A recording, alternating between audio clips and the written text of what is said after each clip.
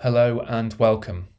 In this interview, I speak to Camillia Carfax, who is a body psychotherapist as well as a yoga teacher. Camilla and I talk about the role of being able to feel into our body, that interoceptive sense, in body psychotherapy. And we talk about the relationship between pain and emotion. Camilla explains about habits, needs, and behaviours, and we also delve into the topic of love. Camilla has a wonderful way of describing how she sees this trapdoor that has to kind of open in our mind in order for us to be able to feel into our body and to be able to use that for therapeutic processes in order to heal and recover. I hope you enjoy this interview. So first of all, what I'm interested in is, you're a therapist, you do several different types of therapy and practice and teaching.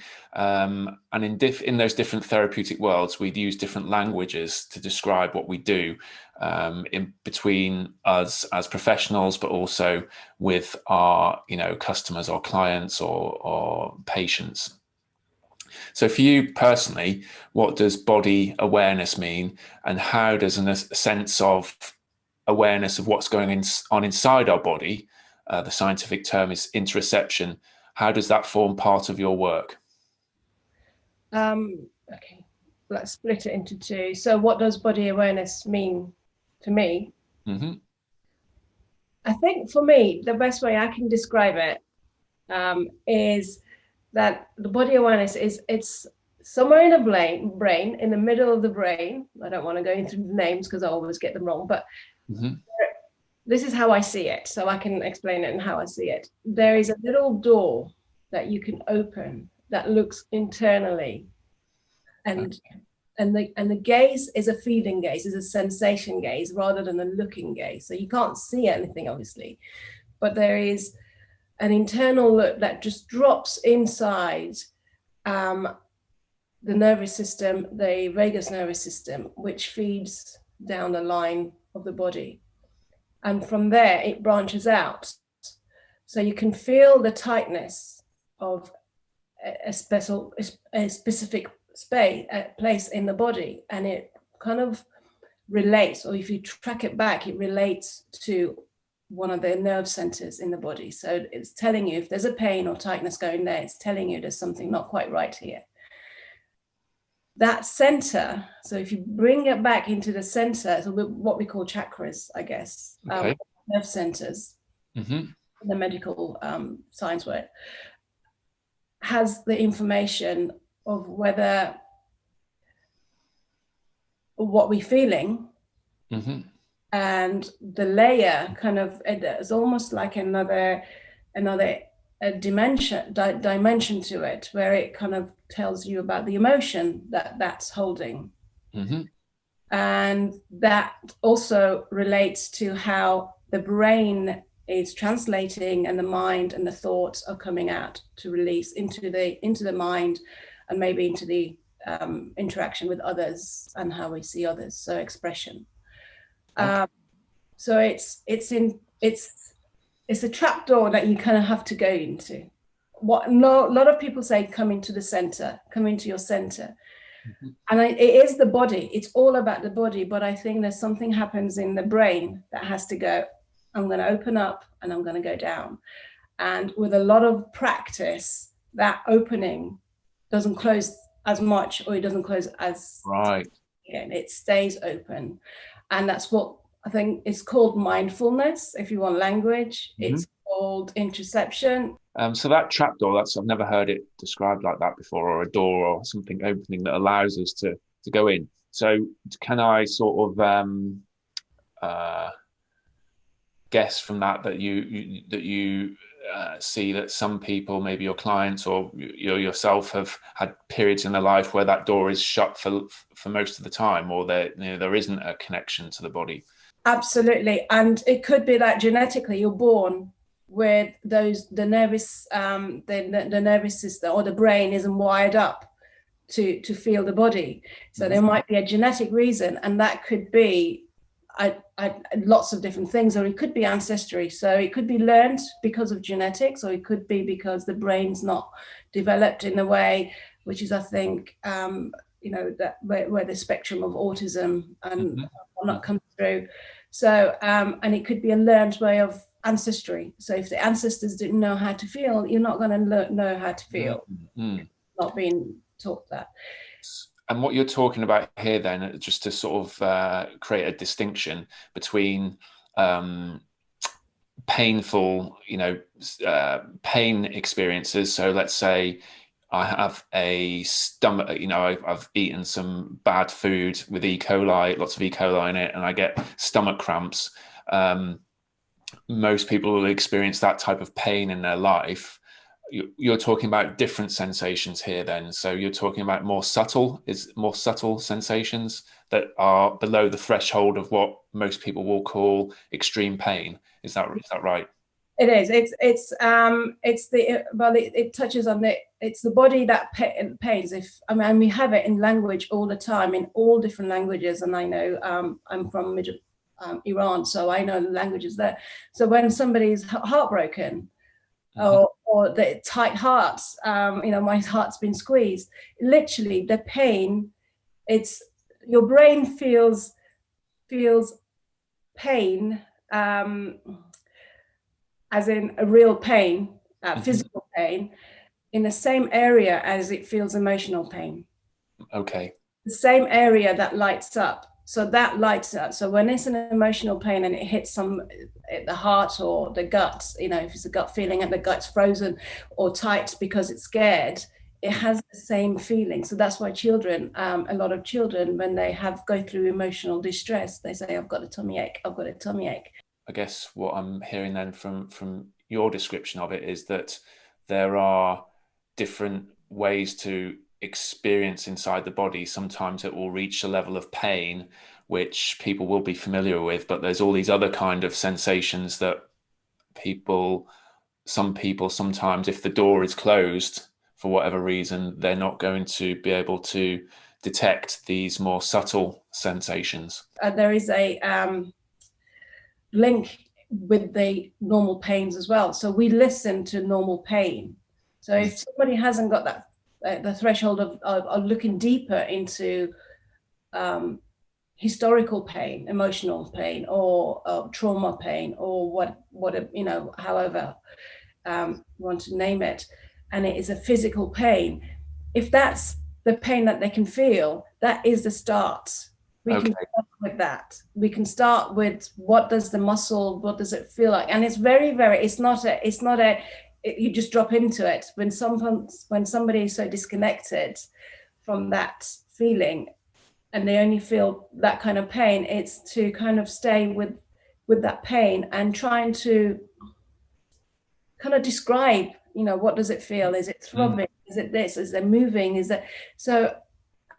And once, if they can stay with that pain, and some people are just not willing to, and I can understand that it's too hurtful and too frightening to stay, even if it is a physical pain, but that can teach them about kind of staying with the pain and opening up the nervous pathway into the body, which then they can then use for other parts of the body. Okay. That's I've kind of found myself, and that's the way I've seen clients work as well. So we start with whatever we've got. And if you're lifting your hand up and it's starting to ache, for a while, then, just where is it tight? Where is it, throbbing? Where is it shaking?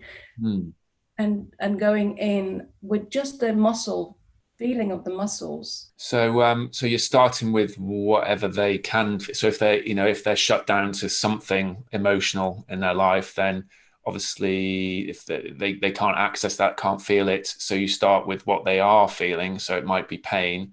And then is the process then to help them feel more comfortable with that experience and feel safe in the discomfort? Yeah, it's they need to feel safe to start with to even want to go there. So there needs to be that collaboration between the therapist or whoever's there to kind of allow them to say, yes, it's painful. What we're here, we'll see it, we'll go through it. You can't feel anything if you're not safe. You can't feel behind the pain if you're not safe. the nervous system it's kind of anxious and too worried and too dealing with too many things for it to kind of settle down in that safety and then feeling what they can feel, which is what I think a lot of yoga is about. It's I do qigong, and it's what qigong is about. It's kind of learning that to be uncomfortable, but we start in the place where it's not so uncomfortable that they can't stay with it. That's the really difficult part. Get where is the start point of the client? Are they completely cut off that they need to cut themselves to be able to feel? Really? Okay. To a lot of people, the idea that you can only feel pain when you're safe may sound very, unbelievable to some people. They're in a frozen place through fear, because that's what fear freezes, that they can't feel normally, so they have to do something to feel. And I think sometimes with clients like that, if there are clients like we have clients, we just get them to hold ice, because ice then starts to you start to feel the burning of the ice, so you're not really damaging yourself, but you're just starting to get a little bit of, is there a feeling there? Is there something there? And then see slowly, very slowly, over time, to kind of expand the feeling, maybe further up in the arms or something like that. Or maybe even internally, is what's happening in your gut. So the start point, I think, is really, really, really important with what language we use, what methods we use, and also as clients, as therapists ourselves, we use the mirror neuron. So I can then use my body to regulate myself, my calmness. So when the client's there, if they're willing to kind of, even if they're not willing to sit down and kind of just take it and take a breath in, it will have some kind of effect to the regulation.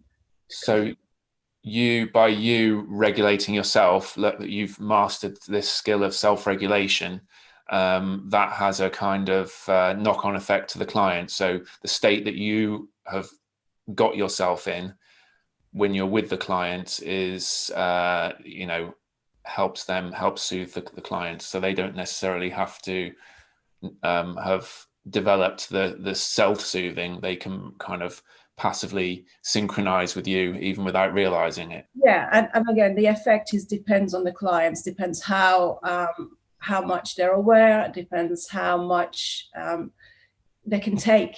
And there's two dynamics going on here, with one person who's really nervous and one person who's calmer and is able to regulate. So if I wasn't able to regulate, what happens is the client will come in and get me to my neurons will mirror theirs. So somebody takes the lead. Yeah. With all relationships, I suppose, all the time, whether it's intentionally therapeutic, this phenomenon is happening all the time. So this is a good point, actually. So you are a body psychotherapist and you also are a yoga teacher, and you've done lots of other things in the past. In terms of body awareness, can you tell me a little bit more about the types of people you work with? What's a typical person, if that's possible? The reason why they may come to you for your approach, and what you hope that they get from it over time. So you've implied a lot of that already, but just to kind of think about it now, because I'll be talking to different people from different fields. So it'd be nice to hear. Maybe start with body psychotherapy. With body psychotherapy, generally, people tend to come to start with because of relationship issues or work issues or stress. For me, it's been relationships most of the time. Maybe that's, I don't know. But there's a stress level there that they want to deal with. There's, whether it's habitual from childhood, whether it's because of work situation or living situation. So I don't have haven't known of many clients that come in and say, right, I'm ready to kind of go into my center and feel Okay. Yeah. I'm ready to go on that journey. No. Okay. So they want to fix something.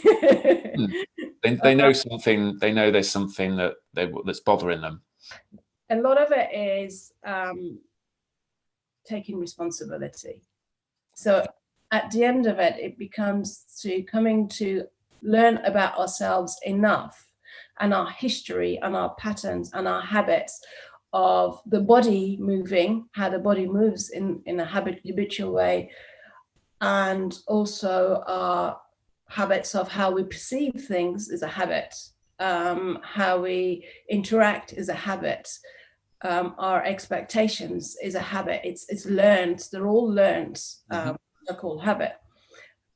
It's kind of coming into learning through the body, which can speak volumes. So that can just kind of allowing the client to speak, to let off some of the whatever's the speaking allows to they what are called the blankets to come off, to kind of get off.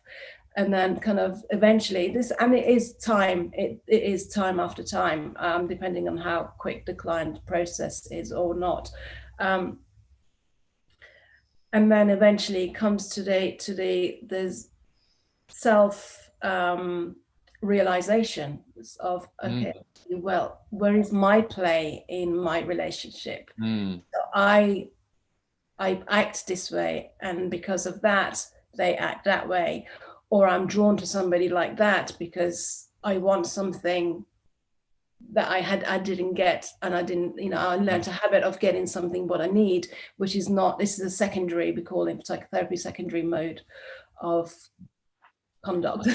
A secondary mode is they've had an unmet need in the past, and now they are drawn to a situation or a relationship or something that for them it's satisfying that hunger from an unmet need in the past. Okay. Yeah, and they could be using what they use as a young child, or well, that worked. I got attention because I did that, so I'll do that a bit more, or I'll be sneaky and get something that I want, and be nice and it's all different. How we all do it, we all kind of manipulate situations, but it's how the child has learned that whatever they needed, how little it was, it's not the full need, because if it was a full need, it would already be digested in the body and incorporated, so the need for it wouldn't be there anymore. Right. So can I just pause there? If the need is, so that's quite an important concept, I think. If a need has been met, then the drive to repeat a behavior disappears, does it? Yeah. At a simple level, if a child has really been seen and loved by parents or caregivers for who they were, and been allowed to express themselves in whatever way, that that's not to say there's learning from that, but not inhibited, and they've really been loved by parents, they're already loved. That love is already inside them. They've experienced that. It's been incorporated in their being. So they don't need to go and look and get love from somebody, from their partner. It usually ends up their partner, or the friends, or the boss. So on the other hand, when the body needs love, it does. The heart needs that love. So if the child hasn't been met that, and they've seen it and felt it or want it, and in small doses, then they want to keep wanting it and wanting it. Right. Okay. They've not incorporated that in their body. We can internalize something and become that the essence of that, whatever it is, was sought at some point. And then we are kind of free, I guess, in a way, from having to go around and grasp this thing. We can evoke the sensation of love or whatever that need is at any time. Yeah, because that's what it's in the self-esteem, it's in their confidence, it's in their, if somebody's not going to treat me well, I'm going to walk away, or I'm going to have my boundaries and say, no, that's not right. So you have enough about you to know that, what really is love and what is not. You can never show someone, even with endless amounts of painting and poetry and songs, and you can never know what someone experiences love to feel, or any emotion really. So that does make sense. For you then, this is a bit of an abstract question. What does the sensation of, let's maybe just think of it from a sciencey interoception or feeling into the body point of view, what does love feel like from your point of view? Love is spacious. Spacious, okay. Love is all encompassing. Mm-hmm. Love is unconditional but boundaried. There's a love for the self, as well as the love for others. So it's all encompassing. Love is the center. Center, okay. That expands out. So again, going back to the first question where you drop in, there's another image that comes to me, which is a kaleidoscope. Okay. Internally in the kaleidoscope, there's a movement that moves, and the patterns coming from outside and change. But there's another way we can turn it another way, and the pattern changes from inside out. So I think the love is, yes, we take in love, especially as children, because we've learned that if as babies we learned so much love, this is what we learn. If we learn that we're not, don't do this and don't do that, you're not good enough, you need to try harder, we don't learn love. So it's a conditional love. It becomes conditional acceptance rather than... Right. You have to earn it or achieve it. Yes. Rather than it being the opposite. You're saying the kaleidoscope, when it's turned the other way, it comes outwards.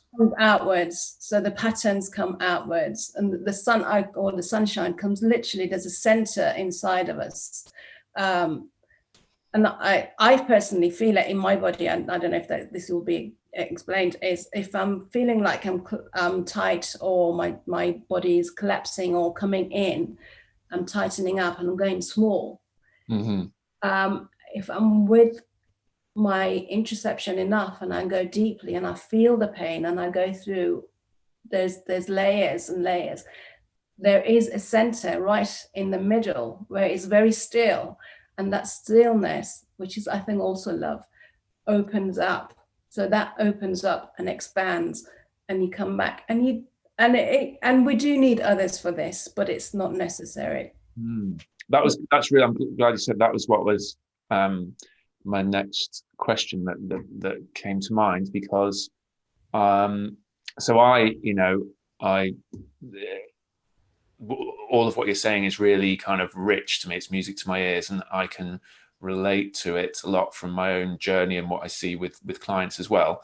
The question, to play devil's advocate though, if everyone's got this potential to master their body, their internal processes, and then to generate their own love, does that mean we could all just be kind of independent and be like monks and live in a cave and not need anyone at all?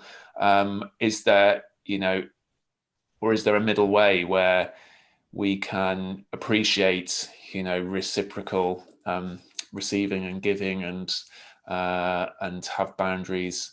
What's the, because if you take it to the extreme, then we don't need anyone for a love, do we? We don't need anyone, and we may as well just all not be in relationships, not have families.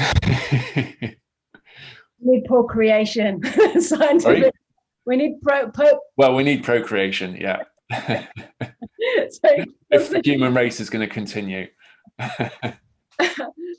I think it's the chicken and the egg, because Mm. you don't learn that love unless you've been given it, you've been shown it already. So that already means there's some an other that's come in and has shown you. You can say the positive way to be or the negative way to be. You're deficient in love, and you need to kind of fill up and learn how to fill yourself up with love. And or you've been brought up to, it's a feeling and it's an openness, and you've been accepted, and I think really love is an acceptance. And yes, we do need love, because how do we measure it otherwise if we're not accepted in our tribe? So if you think about tribal times, if you weren't accepted and inclusive of others, you wouldn't feel love. You would be outcasted and alone. Which is potential death, annihilation, before, if we were living in Effectiveness. dangerous environments. Yeah. Love has a huge amount of energy. And creative force, creative energy. Yeah. What happens to that? So it needs an other to be in relation to, needs something to be in relation to. Yeah. Does that answer your question? Yes. Yeah. It does. And I think we could get super kind of philosophical about it and go into ancient religions or quantum physics or whatever, but from a therapeutic point of view, from a kind of relationship point of view, that makes a lot of sense. Human relationship point of view, that makes a lot of sense. Or a relationship to work. I guess you could apply that to work stress as well, couldn't you? If we give a lot of love and energy into a project and don't feel that it's reciprocated, then yeah, that could lead to problems, or that ferment, staleness. Yeah, and as regards to monks, I don't know how they do it. I mean, they're passionate enough about their religion for them to be in that place. So there must, I don't know, there's got to be something that I'm not a monk, so I can answer that. Okay. So with this journey that people can enter on, once the trapdoor is open or the door is open, they can start to feel their body more. That's kind of step one, I guess. Step one of the process is characterizing and being like a kind of wine connoisseur. I'm not a wine connoisseur at all. They all, I know if I like it or I don't like it, but I can't tell what variety of grape it is, or the region, or whether it's a Cabernet Sauvignon or whatever. But some people can. And the way I see it, bodily sensations are the same. Once we've opened that trapdoor, and once we start paying attention to it and tasting and characterizing and looking at the color and smelling, like you would with wine, characterizing those bodily sensations, then that's the first step. Sorry. I think maybe the scientific ways to say it, you're kind of building that pathway, the neural way between. So you're building it. If it's not there, starting somewhere to build it, and then just going backwards and forwards to kind of to really make it stronger, which is what practice is. So it's about practice. It's about keep coming back. It's about practice. Okay. And then it's strength, etching those neural pathways in. Then there's from what I understand, there's an opportunity there. Once you've built the awareness, then there's a chance to begin to self-regulate. So it's rather than just being aware, I might be aware that every time I see my boss, that my stomach clenches up. But then, I become more aware of that habit, that tendency, and maybe with the help of a therapist like you, I can see the relationship between maybe that stomach clenching with the boss to, at school, it might have been the teacher or another, or another caregiver. What's the next step then? If you want to break that pattern and learn to soothe the nervous system and undo that, how do we start to self-regulate? And so that is staying. That's when we stay with that stomach clench. We stay with that pain. We stay with it. We don't change it. We don't. If the client can stay with it, if not, then we need to build resilience. So maybe the therapist then comes in and just kind of, either if the client really just cannot stay with it, and it's kind of, it loses, they get disorientated or fragmented by that pain that they feel, then maybe bringing something that a lot of times we use imagery, like, Happy Place. I don't know if you've watched. yeah. Happy Place.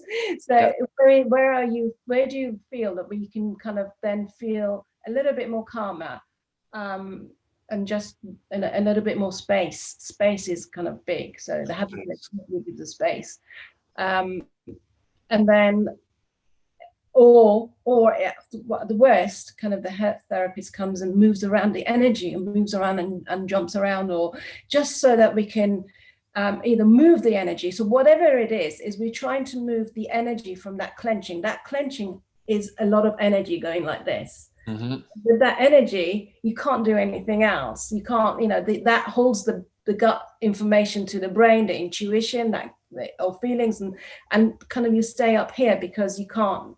It's too tight there in the gut.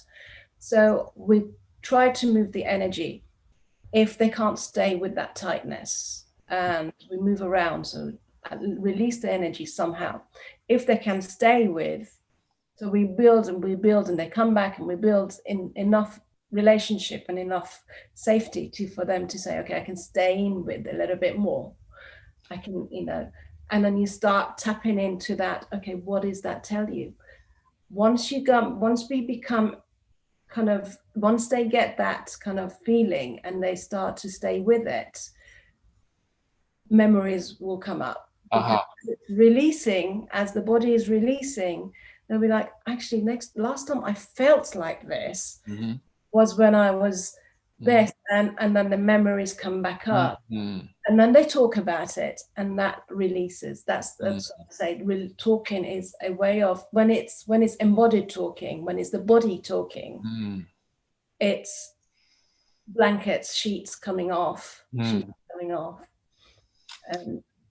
Okay, so you once the client is comfortable with experiencing the sensation in the body, if they can stay with it, then, and feel safe, then things will start unfolding, emerging, and they'll see the layers, the historical the root repetitions, the root and the repetition of where they've had this feeling before, and then hopefully start to see a pattern.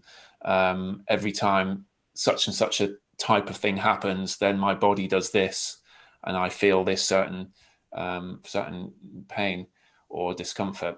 So you mentioned moving around a lot there. Do you use, so that's, and you're a yoga teacher, so movement is a big part of that. Breath is also a big part of many yoga practices.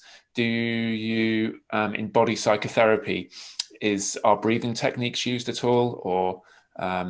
Yes, all of it. We use vegetotherapy, which is movement of the body. And again, when I was explaining, I was elaborating a big movements, but some clients come in and they can only do little movements. They can only tap their toes or, tap their hands. So we start where the client is, and then we kind of build up resilience and tools and strength. I don't know, whether I'm going off track, but I always use the gym metaphor. They're saying them in gyms when they say, does it ever get easier? No, it never gets easier, but you get stronger and more resilient. So when you first go to a gym and you can't lift anything because your body's not been built up to lift anything. So it doesn't get easier. When you get muscly, you build more stuff, so you're able to hold more and more and more. and because you're not scared of it so much, you're not scared of breaking so much because you're doing it in safety, and with safety, the big thing, and with guidance, or you've now built tools and resilience, you kind of, you can just hold more without having to go, not knowing that you're holding and your body is pressurized. Right. So you're doing it with awareness. And arguably, some people enjoy that challenge in the gym. They start to enjoy the sensation of effort and force. And could you take it that far with in terms of bodily sensations? So start to enjoy their body more, start to enjoy sensations rather than fearing them. Absolutely. I think to start with, when we focus on a part of our body, let's go for the stomach again. When it's gripping, we focus on it, and the gripping is the energy gripping, and it's hard, really hard to allow the edge to soften up and allow that energy to move through, because once it starts to move through, the discomfort comes in again. So it's kind of like, it's dosing very small amounts of what can the client tolerate at this moment, for them just to touch, to scrape away at the front, which is what we do in yoga as well. You scrape away at the edges, maybe not scraping, but you're just kind of vaporizing the edges to start with, and that is all resilience, that is all building, and eventually it comes to, oh, my energy is moving through my stomach. Oh my God, and it's moving down my hips. And I feel tightness in one hip, but what is that holding? And it becomes curious and fun curiosity, compassionate curiosity, rather than, oh my God, there's something going on, And Wow, yeah. And you can see, I mean, you mentioned briefly Qigong, or I don't know if you said Qigong or Tai Chi. So I guess that's, it looks so beautiful. It looks like everything is flowing, and there's not really any stuck points when you look at a Tai Chi master. I guess that's what we're sort of trying to help people work towards, is as much flow as possible.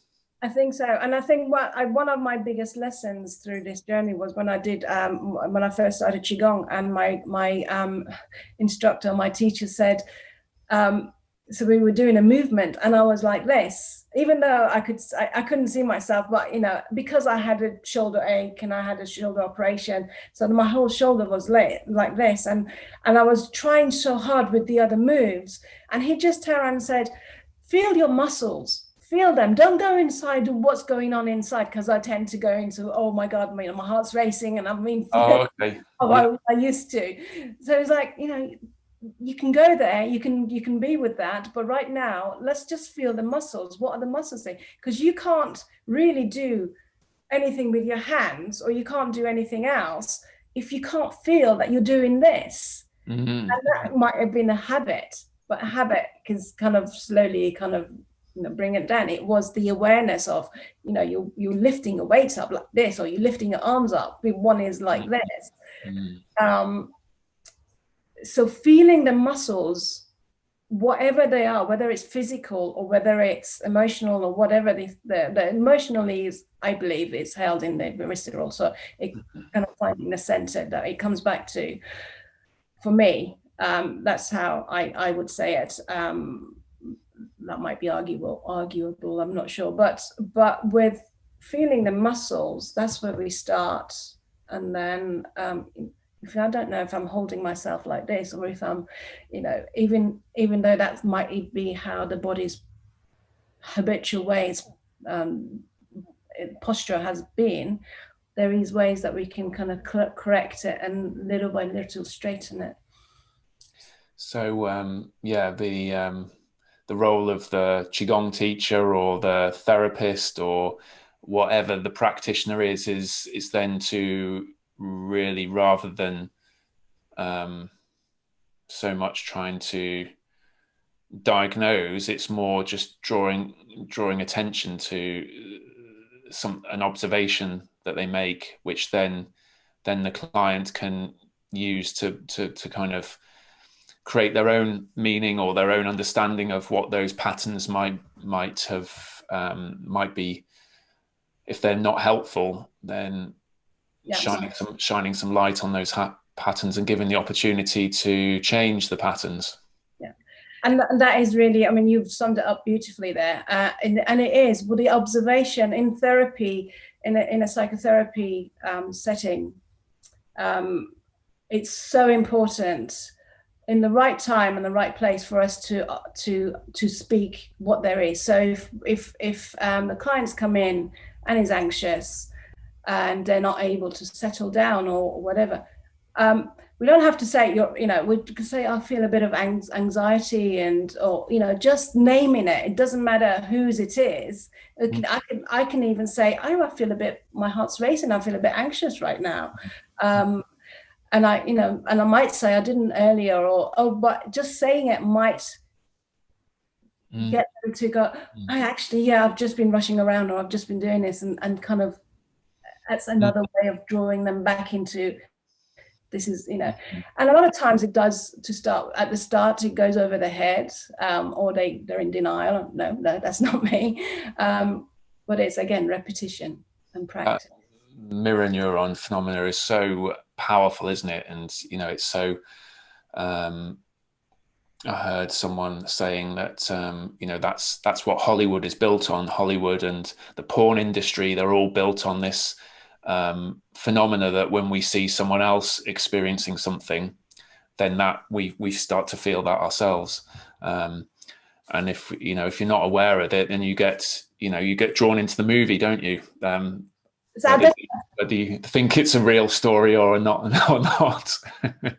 I don't know whether you know this, but advertising started with a psychologist. So. Oh, really? Yeah. Okay.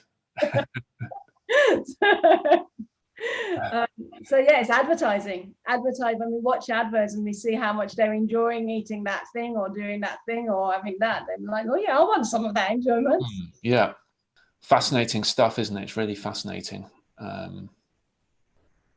Great. Anything else that you feels important? I think that the bigger thing that I think I wanted to say was, you already asked the question, but it is generally bringing the awareness into clients in whichever way. That is the basis of it. That is like, whenever, yes, we need to go get stressed and we need to go things, and which will stress us, but teaching, and if as children we weren't taught how to calm down, we weren't calm down, and we didn't get that. It's teaching that. And I think the thing that I probably want to come to is that I love what you're doing, and I love the the whatever this that you're involved in, this project that you're involved in. But trying to find the quick, easy shortcut of dropping into that, I would be the first one the holy grail, I suppose, isn't it? Probably the holy grail, because it is all very subjective. It's all very subjective. And if it was, for someone who has, let's say, a really extreme trauma, and they're dissociating or shut down for a lot of the time, then trying to explain this possibility of being able to self-regulate or self-soothe, it's going to feel like an impossibility, isn't it? And I agree, it has to be a sequential, gradual softening, and but this sort of conversation is really helpful to me, because the therapies and you've used lots of different therapies and techniques through yoga and body psychotherapy, and you're experiencing qigong, and there's feels like there's kind of unifying components within all of them, and for me it's a matter of how can we find a language that's going to be helpful for as many layperson as possible, and to modernize it in a way that doesn't make people think it's just some kind of irrelevant ancient art that's old, outdated. I think that's the aim of bringing people, clients to that point, whether it's them realizing what they didn't get as a child, and and integrating what they didn't get, to learn to find it and then integrate it in themselves and then become this. I think that's what we're aiming for, and that is going through knowing where your body energy goes to and where your blocks are. So you have to have that interoception. The language you've used is really, for me, accessible. And I love talking about this stuff. So, anything that I can do to help or anything, then count me in. Thank you so much. You're welcome. Take care. Thank you. Thank you. Bye-bye. Bye-bye. Namaste. Namaste.